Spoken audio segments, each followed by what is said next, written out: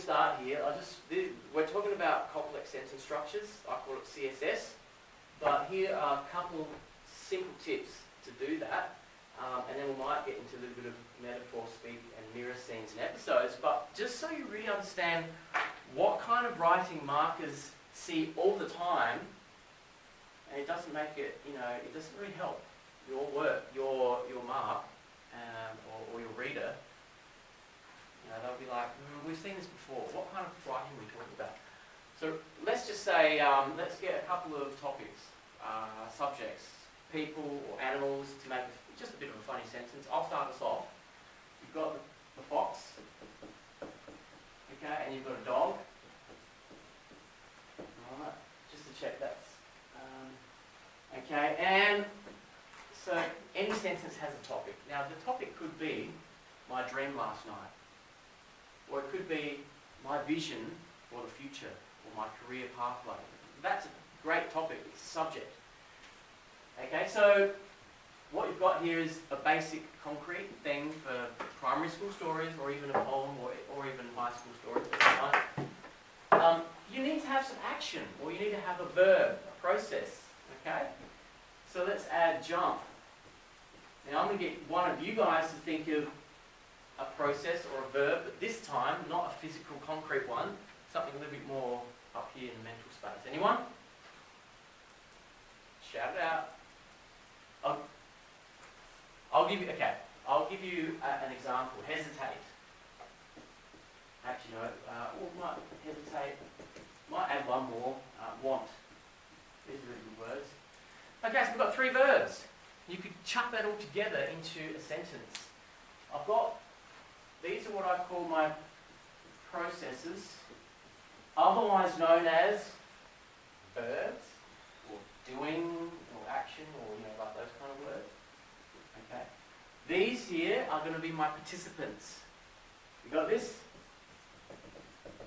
I'm actually just squeezing in a bit of the functional grammar stuff here, like looking at analysing language, but we won't work too much on that.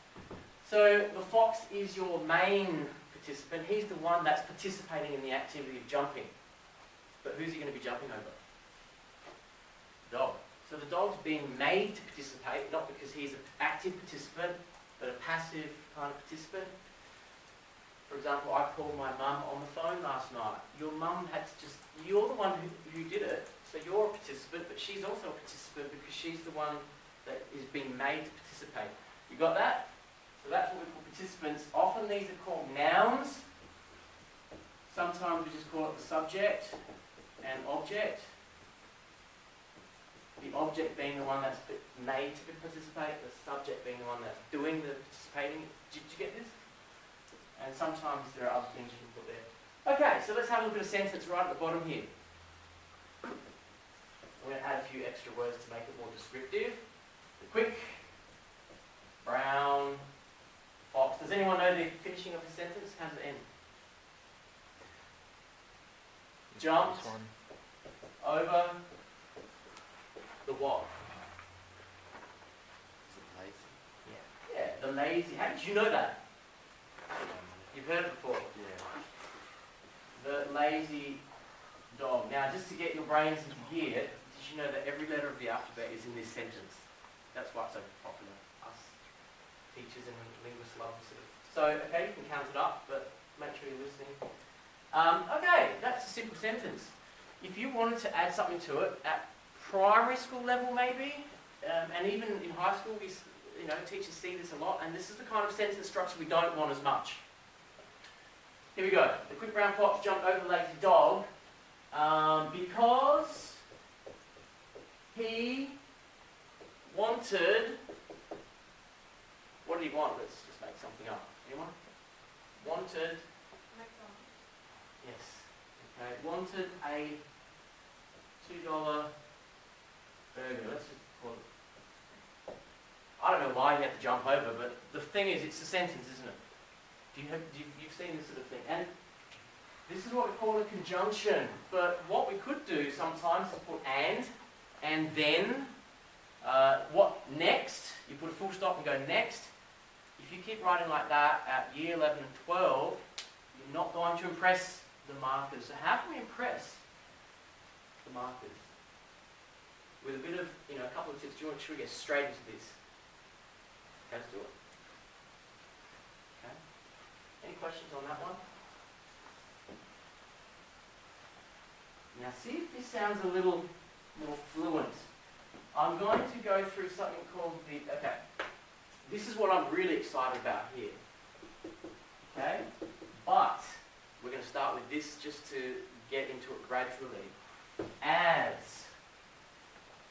These are quite interesting because you can, as the quick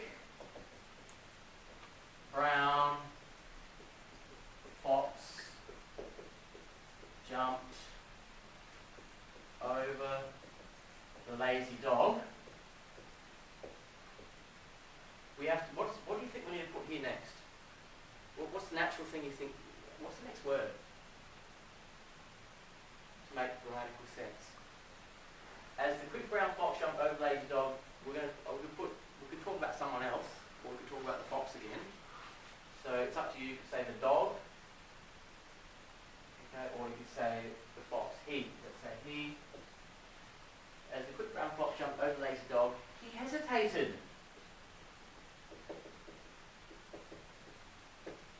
Okay, and you can make that really complex and have a longer sentence, but it flows better, doesn't it? Just have a comma and put he hesitated, or as the quick brown fox jumped over the lazy dog, he wanted to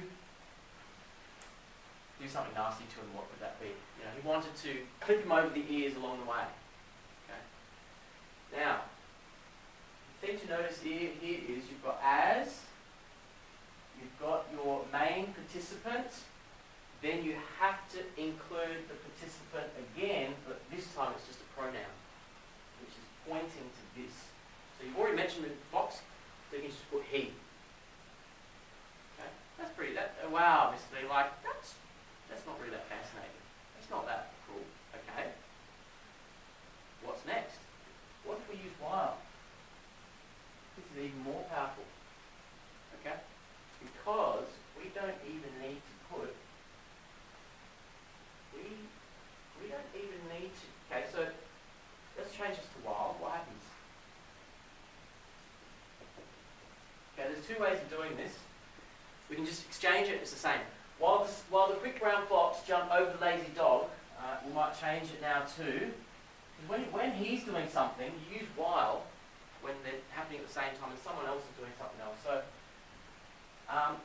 while the quick brown fox jumped over the lazy dog, Felix, let's just,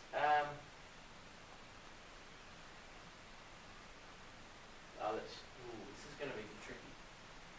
How do we make it another? Okay, let's just have a different person. So we've got now the penguin. Okay? It's a bit random, but let's do it. The penguin took notes. Why? I don't know. But okay, the point is, you can do this thing. Okay. Let's now move on to something more powerful. Okay? We're going to use the while for the one participant only, and we're not going to, let's rub the whole thing out. Okay? Alright. While dreaming, I'm just going to use some different verbs.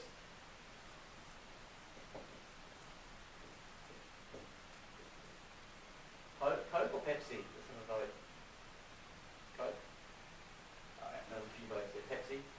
No, okay. While dreaming of Coke and pizza, let's use a bit of alliteration. Pepperoni pizza.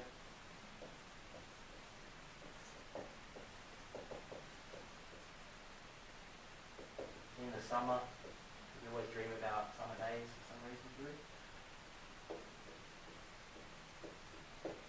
Okay.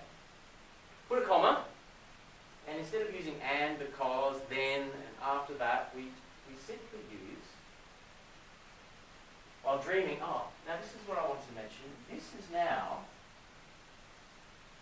the verb, but it's using ing. Okay? pizza in the summer.